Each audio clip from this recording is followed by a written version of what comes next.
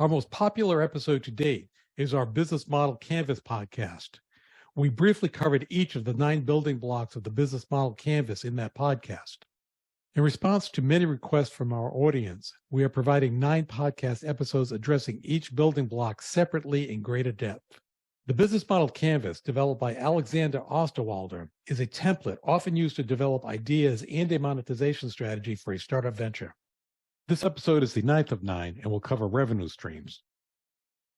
Our Favorite Tools for Entrepreneurs podcast addresses tools and concepts that are useful for the launch and growth of entrepreneurial ventures. Your 2 hosts will be Professor Gary Palin and serial entrepreneur Ryan Budden. Hello, Professor Palin. How are you? Oh, peachy keen. How are you? Yeah, doing fantastically. Thanks. Hey, we've gotten together to discuss the final section of the Business Model Canvas, the revenue streams. So revenue streams, I always like to wait to last because it's the fun part. Essentially, revenue streams is how are you going to make money? How is this business going to make revenue? And it's not how and then if is a consideration. If you're not making revenue, then there is no business. Well, that's exactly right. Cash is king, right? And we always tend to go back to cash flow, don't we? We do. I think it's the lifeblood of any organization. So how are you going to generate those revenues is the question. It's very important to plan up front on how those revenue and how that cash in essence will flow into the business. Right. This is your opportunity to look at the market as it exists and see what your competitors are doing, what industry norms are, what people are willing to pay, so you can do some predictive analysis on what you're going to be able to bring in from the customer. Also, you can apply your creativity with this, where people tend not to think of the financial side as creative. But if you can come up with a differentiation point to the marketplace, then that can increase the revenue streams. And very often you can charge a premium based on that. That's exactly right. And whether this is a good or a service, you can also look at scaling it. So the more goods or services you sell, you can actually see these numbers start to go across the rest of the business model canvas and solve some of these hurdles that you've most likely created in each one of the boxes. With the scale component, you have to be very careful to control the cost. I believe we did an episode about uncontrolled growth versus controlled growth, because very often if you're driving it, you have to keep feeding, say, for example, you have to keep feeding back your revenue back into inventory, and it can be a vicious cycle. So you want to control that and be predictive of that. And how many times have we seen organizations not do that well?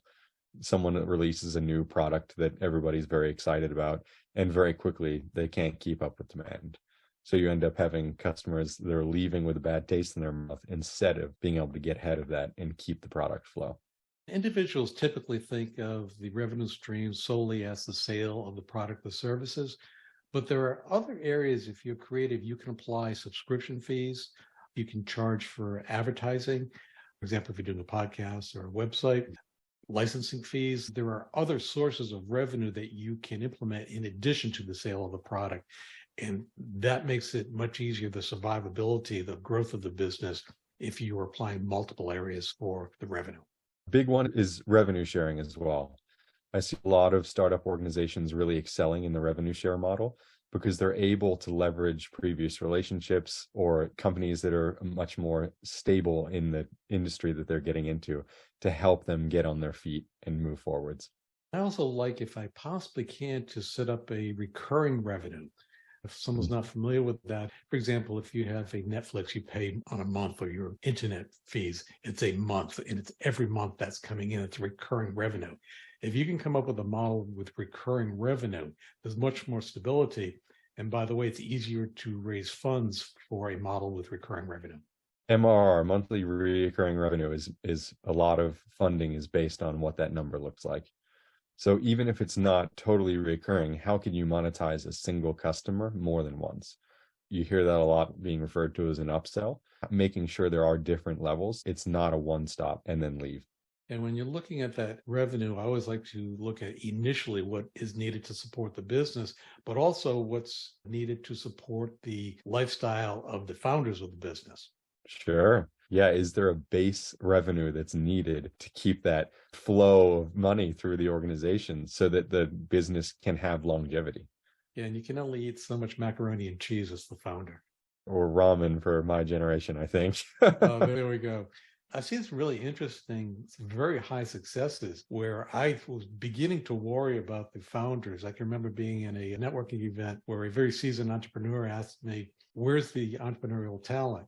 And I pointed to a young man. I said, "See that really thin, real thin young man who's at the buffet just scoffing down food? I think he's putting it in his pockets." I said, "That's the most talented one here." He was operating a business lean and mean.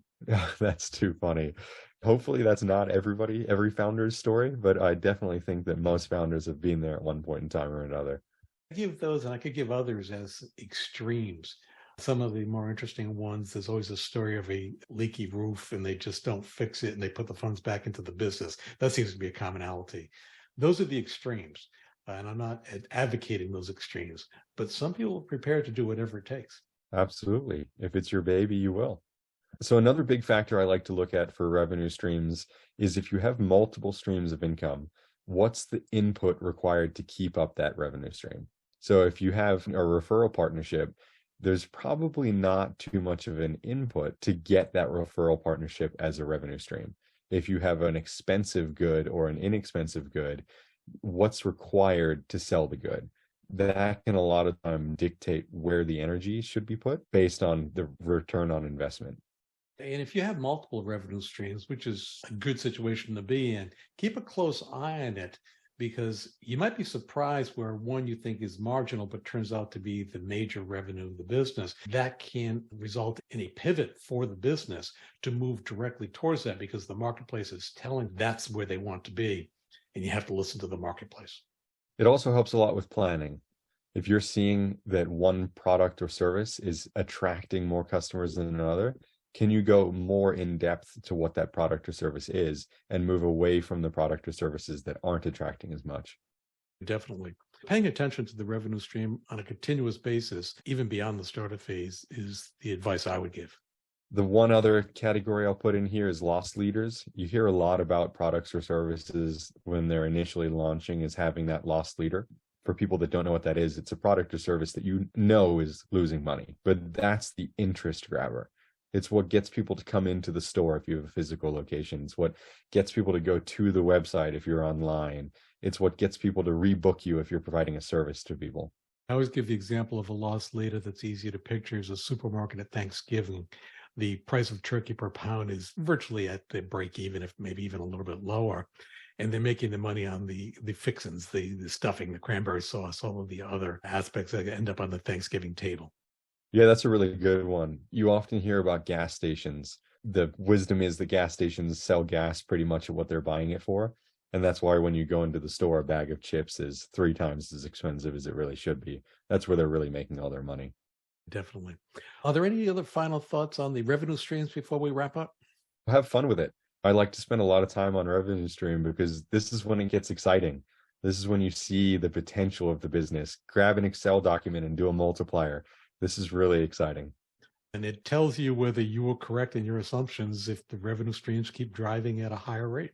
That's exactly right. Well, excellent. Well, I appreciate it, Ryan. You have a great day. You as well. Thanks for listening to our Favorite Tools for Entrepreneurs podcast. As always, you can head over to ProfSpirit.com to check out more resources and courses designed for you, the entrepreneur.